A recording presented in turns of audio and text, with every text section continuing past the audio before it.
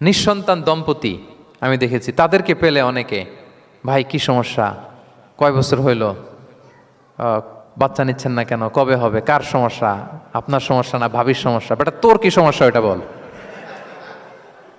একজন নিঃসন্তান দম্পতি তারা কি স্ট্রাগলের মধ্য দিয়ে যায় আপনি জানেন?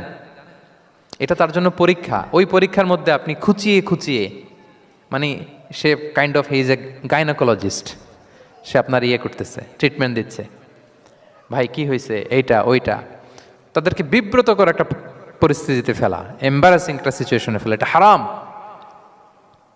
এই ম্যানারগুলো ইসলাম আমাদেরকে ধরে ধরে শেখায় যে এটা তোমার বিজনেস না, তুমি খুঁচিয়ে খুঁচিয়ে মানুষের ব্যক্তিগত বিষয় যেটাতে সে বিব্রত বোধ করে এগুলো তুমি জিজ্ঞেস করতে পারো না। আল্লাহ বলেছেন খবরদার, ওলা তাজাসসু, গোয়েন্দাগিরি করো না, স্পাইগিরি করো না, অন্যের ব্যক্তিগত বিষয় নিয়ে খোটাখুটি করো না।